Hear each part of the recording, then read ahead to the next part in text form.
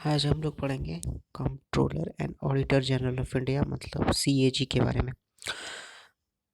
Constitution of India मतलब संविधान भारत का, उसके आर्टिकल 148 मतलब अनुच्छेद 148 में controller and auditor general of India मतलब सीएजी के बारे में डिस्कशन किया गया है। सीएजी कौन होता है? तो सीएजी जो है वो Indian audit and accounts department जो कि भारत सरकार के अंदर आती है, उसका एक्चुअल में वो अलग डिपार्टमेंट है। उसका हेड होता है वो पब्लिक पर्स मतलब जो हम लोग टैक्स वैक्स देते हैं गवर्नमेंट के पास, उसका गार्जियन होता है, उसका देख रेख करता है दोनों के पास, सेंट्रल में भी और स्टेट में भी। ठीक है, वो भारत के कॉन्स्टिट्यूशन ऑफ इंडिया की तरफ प्रति फुल्ली फुल्ली फेथफुल होता है, मतलब कि उसके प्रति समर्पित होता है और हर फाइनेंशियल एडमिनिस्ट्रेशन के प्रति वो समर्पित होता है। वो B.R. अम्बेडकर के अनुसार सीएजी सबसे ज़्यादा इम्पोर्टेंट ऑफिसर होता है भारत के संविधान के अंतर्गत। ठीक है, अब बात करते हैं हम लोग सीएजी को अपॉइंट कौन करता है और उसका क्या क्या काम होता है और वो कैसे ओथ लेता है। ठीक है, सबसे पहले सीएजी जो है वो भारत सरकार के द्वारा एक्चुअली प्रेसिडेंट के द्वारा अपॉइंट किया जाता है। ठीक है, अब सीएजी जब अपना ओथ लेता है मतलब जब अपना शपथ लेता है तो वो क्या करता है, क्या कहता है? सबसे पहले वो बोलता है कि हम भारत के संविधान के प्रति पूरी तरह से निष्ठा के साथ काम करेंगे, प्रति समर्पित रहेंगे। भारत सरकार कॉन्स्टिट्यूशन ऑफ इंडिया संविधान के प्रति समर्पित रहेंगे। भारत का स्वतंत्रता और संप्रभुता और एकता को ये बना बना के रखेगा, ऐसा सीएजी शपथ लेता है।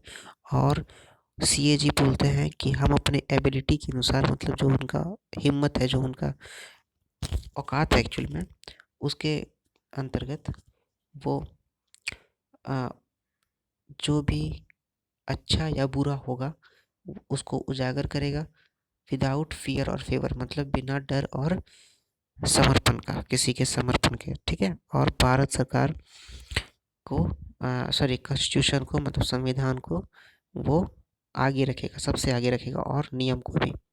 अब जो सीएजी होता है वो अपना कार्यकाल कब तक करेगा? तो सीएजी या तो अपना कार्यकाल 6 साल या फिर 65 साल जो भी पहले आए वहाँ तक होगा। इसका मतलब क्या होगा? अगर कोई सीएजी जिसका एज 60 ईयर्स है वो अगर ऑफिस लेता है तो 65 ईयर्स आने में उसको 5 साल लगेगा और दूसरी तरफ 6 साल आने में उसका एज हो जाएगा 66। तो यहाँ पर 65 ईयर्स 6 साल होने से पहले आ गया, तो इसलिए उनको 65 ईयर्स में रिजिग्नेशन देना पड़ेगा।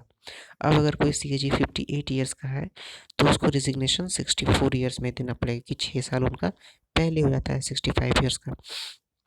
अब वो रिजाइनेशन अपना कैसे देंगे? तो वो अपना रिजिग्नेशन प्रेसिडेंट को देगा। ठीक है, और या फिर प्रेसिडेंट उसको सुप्रीम कोर्ट के जज को जैसे रिमूव किया जाता है, मतलब कि दोनों हाउस में स्पेशल मेजोरिटी के साथ जहाँ पर डिस्कशन होता है और उनको बताया जाता है कि इनका मिसबिहेवियर था, मतलब ये अच्छे से काम नहीं कर रहे थे, उसी प्रकार सीएजी को भी हटाया जा सकता है।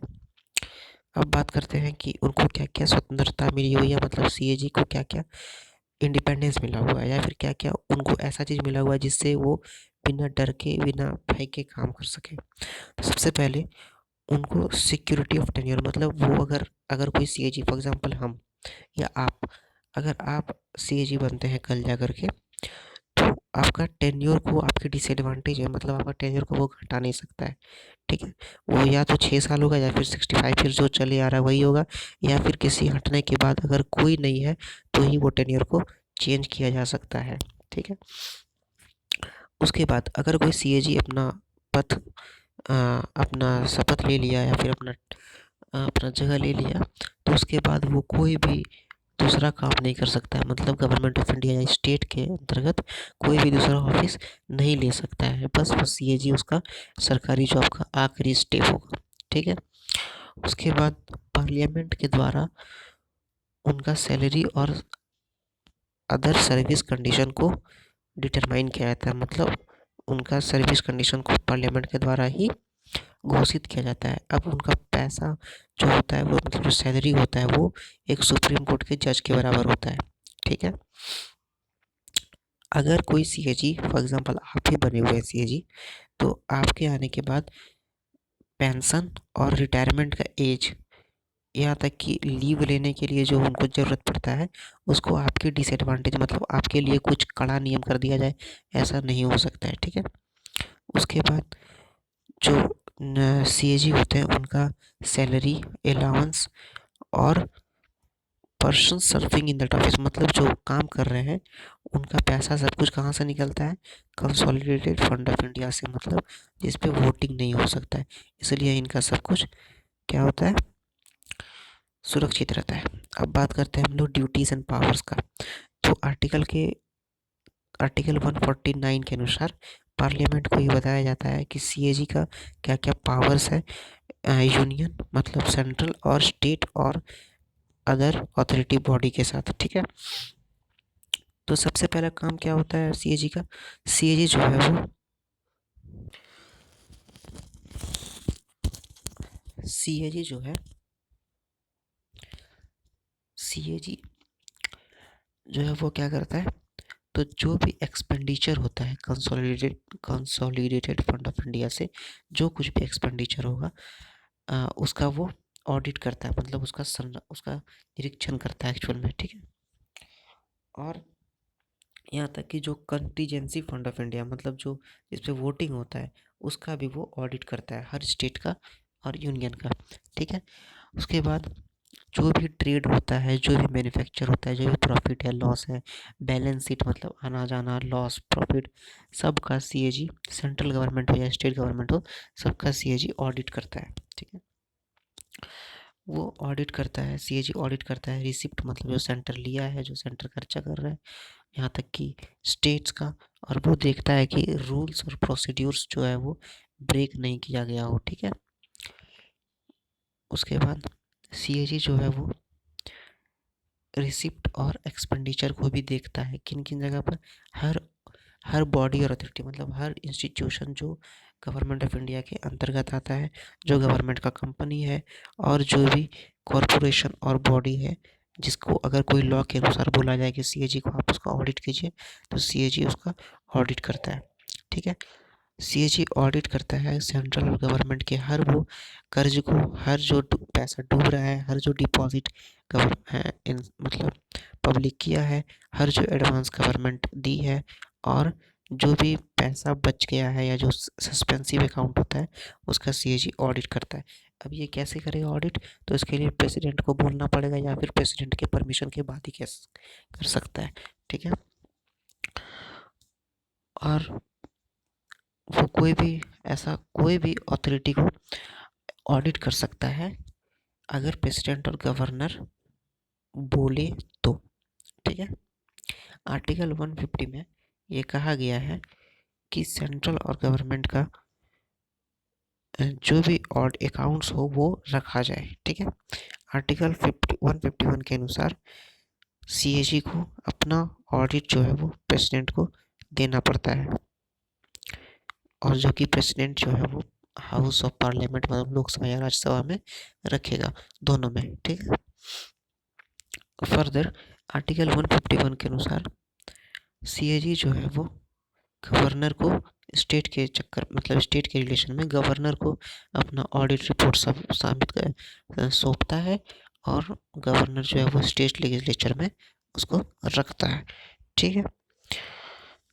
अब सीएजी जो है वो एक गाइड के तौर पर, एक फ्रेंड के तौर पर, और एक फिलोसफर के तौर पर काम करता है, किसके लिए, पब्लिक अकाउंट्स कमेटी को। क्यों करता है, क्योंकि वो सब कुछ ऑडिट कर रहा है, तो सब कुछ समझ में आना चाहिए ना पब्लिक अकाउंट्स को, कि कहाँ खर्चा करना है, कहाँ खर्चा हो रहा है, कहाँ सरकार लॉस में या प्रॉफिट में हो, ठीक है।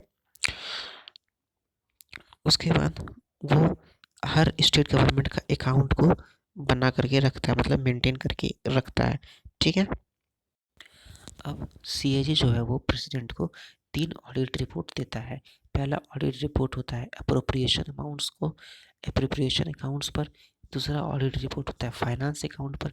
तीसरा ऑडिट रिपोर्ट होता है पब्लिक अंडरटेकिंग पर।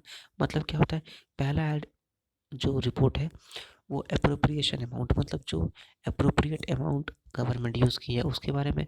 दूसरा ऑडिट रिपोर्ट होता है फाइनेंस अकाउंट, जो पैसा वैसा लेन देन किया है गवर्नमेंट, उसके ऊपर तीसरा ऑडिट रिपोर्ट होता है पब्लिक अंडरटेकिंग्स पर, मतलब जो पब्लिक सेक्टर में सरकार के द्वारा किया गया है उस पे, ठीक है। और ये तीनों को प्रेसिडेंट दोनों हाउस के सामने रखता है और उस पे चर्चा होती है, ठीक है।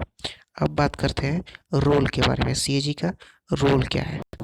तो सीएजी का जो रोल है वो सबसे पहला है कि कॉन्स्टिट्यूशन ऑफ इंडिया का फाइनेंशियल एडमिनिस्ट्रेशन में वो अपहोल्ड करके रखे, मतलब कॉन्स्टिट्यूशन ऑफ इंडिया को सबसे आगे रखे, किस मामले में, फाइनेंशियल एडमिनिस्ट्रेशन के मामले में, ठीक है। वो एग्जीक्यूटिव को अकाउंटेबल नहीं है, वो पार्लियामेंट को अकाउंटेबल है। सीएजी जो है वो पार्लियामेंट का एजेंट है और वो पार्लियामेंट के लिए अकाउंटेबल है, ठीक है। वो एक बात याद रखने वाली बात है कि वो सिर्फ और सिर्फ पार्लियामेंट के लिए ही अकाउंटेबल है, ठीक है। सीएजी को बहुत ज़्यादा फ्रीडम मिला हुआ है एक्सपेंडिचर को ऑडिट करने के लिए, रिसिप्ट को ऑडिट करने के लिए, और स्टोर्स और स्टॉक मतलब जो रखा हुआ है पैसा वैसा, उसको बारे में ऑडिट करने के लिए सीएजी को काफ़ी फ्रीडम मिला हुआ है। सीएजी को ये देखना होता है कि जो पैसा दिखाया जा रहा है कि खर्चा होने के लिए, मतलब कहीं पर खर्चा हुआ है, हो रहा है, तो एक्चुअल में वहाँ खर्चा हुआ है कि नहीं हुआ है, और जिस चीज़ के लिए वो खर्चा होना चाहिए वो खर्चा हुआ है कि नहीं हुआ है उस चीज़ के लिए, ठीक है। तो ये सीएजी को काम करना पड़ता है, ठीक है।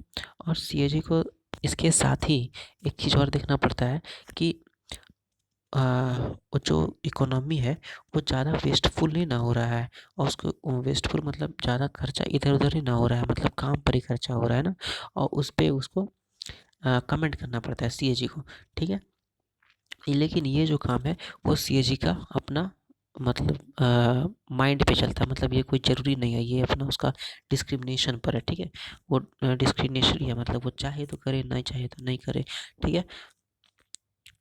हालांकि एक लिमिटेशन क्या है सीएजी के साथ कि सीएजी जो है वो बस ऑडिट कर सकता है कोई चीज़ को, ठीक है। वो उसके खिलाफ मुकदमा नहीं कर सकता है, वो उस पर लॉ के तहत उस पर हंगामा नहीं कर सकता, बस वो ऑडिट करेगा और पार्लियामेंट के सामने अपना रिपोर्ट डालेगा, ठीक है। और अगर उसको बोला गया कि आप इसके खिलाफ एक्शन लीजिए, तो वो एडमिनिस्ट्रेटिव अथॉरिटी जो है वो उससे बात करेगा, फिर अगर ऐसा कुछ बोला जाएगा तो ही वो कुछ कर सकता है, एक्चुअल में वो ऐसा कुछ नहीं कर सकता है, ठीक है। तो बस उसका काम क्या है, सिर्फ वो ऑडिट करेगा, और वो बता भी नहीं सकता है कि वो क्या करना है एक्चुअल में, बस वो ऑडिट करके अपना रिपोर्ट रख सकता है, ठीक है। तो ये एक उसका बहुत बड़ा ड्रॉबैक है, ठीक है। तो सीएजी का बस इतना ही था, और कुछ नहीं। और सीएजी जो है वो आर्टिकल 149, 150 और 151 से डील करती है, ठीक है। तो और एक्चुअल में आर्टिकल 148 भी, ठीक है। तो आर्टिकल 148, 149, 150, 151 से कम कंप्ट्रोलर और सीएजी डील करता है कॉन्स्टिट्यूशन ऑफ इंडिया में, ठीक है। तो अब आप लोग कमेंट सेक्शन में ये बताइएगा कि सीएजी का किस किस आर्टिकल से डील होता है, उसका रोल क्या क्या है, वो कैसे रिमूव किया जा सकता है सीएजी, और कौन उसको रिमूव कर सकता है, और अगर उसका एलिजिबिलिटी क्राइटेरिया क्या क्या है, मतलब वो कैसे, कौन योग्य है सीएजी बनने का, ठीक है। चलो।